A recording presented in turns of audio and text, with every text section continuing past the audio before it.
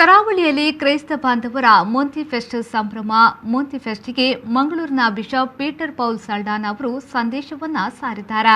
September 8ರಂದು ಆಚರಿಸುವ ಈ ಹಬ್ಬವು ಕರ್ನಾಟಕ ಕರಾವಳಿಯ ಕ್ರೈಸ್ತರಿಗೆ, ಪ್ರತ್ಯೇಕವಾಗಿ ಕೊಂಕಣಿ ಭಾಷಿಕರಿಗೆ ಅತಿ ಪ್ರಿಯದಾಗಿದೆ. ನಾವು ಈ ಹಬ್ಬವನ್ನು ಮೋಂತಿ ಫೆಸ್ಟ್ ಅಂತ ಕರೆಯುತ್ತೇವೆ. ಕೊಂಕಣಿ ಸಂಸ್ಕೃತಿಯು ಇದರಲ್ಲಿ ಅಡಕವಾಗಿದೆ. ಈ ಹಬ್ಬದ ವಿಶೇಷತೆ ಹೊಸತನದೊಂದಿಗೆ ಕೂಡಿರುವುದಾಗಿದೆ ಎಂದು ಹೇಳಿದರು.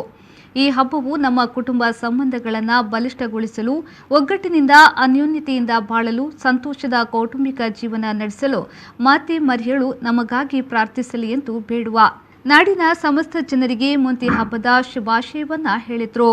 ಈ ಹಬ್ಬವು ನಮ್ಮ ಕುಟುಂಬದ ಸಂಬಂಧಗಳನ್ನು ಬಲಿಷ್ಠಗೊಳಿಸಲು, ಒಗ್ಗಟ್ಟಿನಿಂದ ಅನ್ಯೋನ್ಯತೆಯಿಂದ ಬಾಳಲು, ಸಂತೋಷದ ಕೌಟುಂಬಿಕ ಜೀವನ ನಡೆಸಲು ಮಾತೆ ಮರಿಯಳು ನಮಗಾಗಿ ಪ್ರಾರ್ಥಿಸಲಿ ಎಂದು ಹೇಳಿದ ಅವರು ನಾಡಿನ ಸಮಸ್ತ ಜನರಿಗೆ ಮೋಂತಿ ಹಬ್ಬದ ಶುಭಾಶಯವನ್ನ ಹೇಳಿದರು.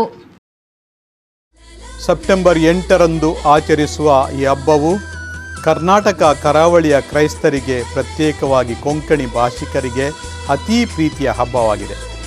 ನಾವು ಈ ಹಬ್ಬವನ್ನು ಮೋಂತಿ ಫೆಸ್ಟ್ ಅಂತ ಕರೆಯುತ್ತೇವೆ. ಕೊಂಕಣಿ ಸಂಸ್ಕೃತಿಯೂ ಇದರಲ್ಲಿ ಅಡಕವಾಗಿದೆ. ಈ ಹಬ್ಬದ ವಿಶೇಷತೆ ಏನೆಂದರೆ, ಈ ಹಬ್ಬ ಹೊಸತನವನ್ನು ತರುತ್ತದೆ. ಕುಟುಂಬದ ಹಬ್ಬ ಇದಾಗಿದ್ದು ಹೆಣ್ಣು ಮಗುವಿಗೆ ವಿಶೇಷ ಗೌರವವನ್ನು ಕೊಡಲು ನಮಗೆ ಪ್ರೇರಣೆ ನೀಡುತ್ತಿದೆ. ಇದರ ಜೊತೆಗೆ ಹೊಸ ತೆನೆಯನ್ನು ತಂದು ಆಶೀರ್ವದಿಸಿ ವಿವಿಧ ಬಗೆಯ ತರಕಾರಿಗಳನ್ನು ಆಸ್ವಾದಿಸಿ ಸಂತೋಷ ಪಡುತ್ತೇವೆ.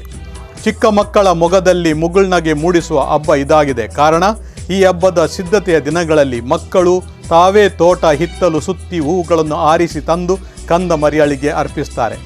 ನಮಗೊಂದು ಹೆಣ್ಣು ಮಗು ಜನಿಸಿದೆ, ಮುಂದೆ ದೇವಪುತ್ರನನ್ನೇ ಧರೆಗೆ ತರಲು ತಂದೆಯಾದ ದೇವರು ಮರಿಯಳನ್ನು ಆರಿಸಿ ಅವಳ ಮುಖಾಂತರ ಲೋಕ ರಕ್ಷಕನನ್ನು ನಮಗೆ ಕೊಡುತ್ತಾರೆ. ಈ ಹೆಣ್ಣು ಮಗು ಮಾನವ ಕುಲದ ತಾಯಿ ಎಂದು ನಾವು ಕ್ರೈಸ್ತರು ನಂಬುವಂತೆ ಮಾಡುವ ಸಂದೇಶ ಈ ಹಬ್ಬ ನಮಗೆ ನೀಡುತ್ತದೆ.